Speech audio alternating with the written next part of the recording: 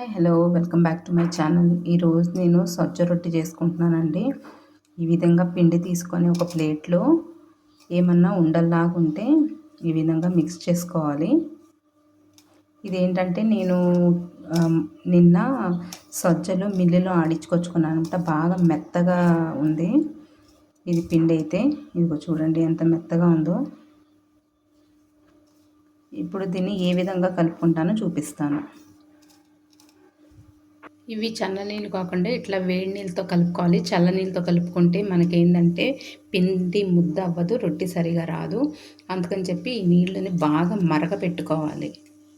ఇలా నీళ్లు బాగా తెరిలిన తర్వాత గ్యాస్ ఆఫ్ చేసుకొని ఒక గ్లాస్ తీసుకొని ఆ గ్లాస్ హెల్ప్తో దీంట్లో పిండిలో పోసుకోవాలండి. ఈ విధంగా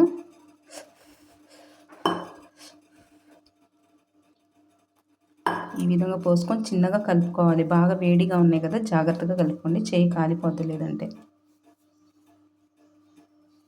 ఈ విధంగా కలుపుకుంటా నీళ్ళు చపాతీ ముద్దలాగా చేసుకోవాలండి.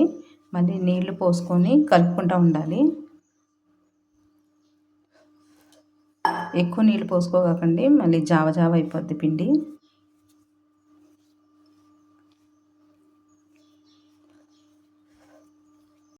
ఈ విధంగా నీట్గా పిండిని ముద్ద చేసుకోవాలన్నమాట. చూడండి, చేతికి కూడా ఏం అతుక్కోదు. నీట్గా ఇట్లా కలుపుకొని చూడండి, ఇలా ఉంటుంది ముద్ద అనేది. సజ్జపిండి అనేది ఈ విధంగా ఇంత మెత్తగా అనేది ఉండాలి.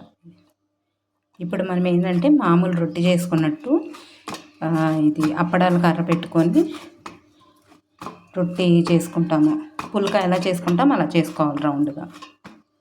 ఇట్లా చిన్నది పిండి ముద్ద ఒకటి తీసుకొని ఇట్లాగా గట్టిగా ప్రెస్ చేస్తా రౌండ్ చేసి పొడి పిండి అతుకుందాం. రెండు వైపులు ఇలా పొడి పిండి అతుకొని ఇప్పుడు రొట్టె చేసుకుందాం రౌండ్గా. ఇదిగోండి, ఇట్లా నీట్గా రొట్టె చేసుకొని ఈ ప్యాన్ పెట్టుకున్నాను. ఇది చపాతీ చేసుకునేది. ఇది కూడా కాలింది, వేడిగా అయింది. ఇప్పుడు ఇది ఇట్లా వేసేద్దాం. ఆయిల్ ఏమీ వేయాల్సిన అవసరం లేదు. మీడియం ఫ్లేమ్లో పెట్టుకొని అన్ని వైపులు చక్కగా కాల్చుకోవాలి. ఇట్లా నీట్గా తిప్పుకుంటా ఒక సైడ్ కాలిన తర్వాత ఇంకో సైడ్ కూడా ఈ విధంగానే కాల్చుకోవాలి. ఒక క్లాత్ హెల్ప్తో ఈ విధంగా నీట్గా తిప్పుకుంటూ ఉండండి. చూసారా, రొట్టె కాలిపోయింది. ఇప్పుడు తీసేసి ఇంకొకటి చేద్దాం.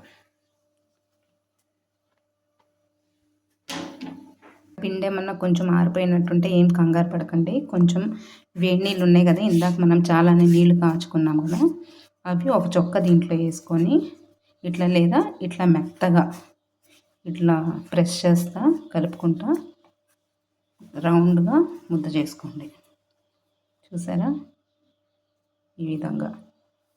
మళ్ళీ లైట్గా పొడి పిండి రెండు వైపులా ఇట్లా అద్దుకొని రొట్టె చేసుకుందాం. చూసారా, ఇది ఎంత నీట్గా కాలిందో. ఇట్లాగా అన్ని రొట్టెలు చేసేసుకున్నాం. ఇలా క్లాత్తో ఒత్తుకోండి, అక్కడక్కడ పొంగుతుంది.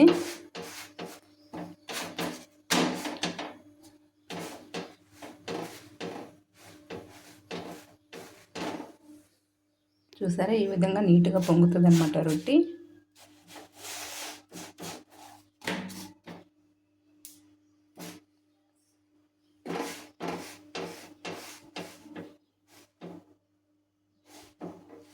ఇదిగోండి సజ్జ రొట్టె ఎంత మెత్తగా ఉందో.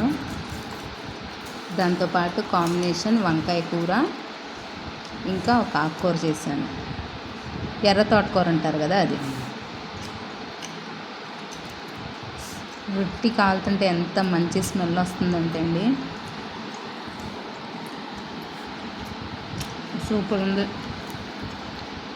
Bye. Follow my channel. Like, share and subscribe. Bye bye.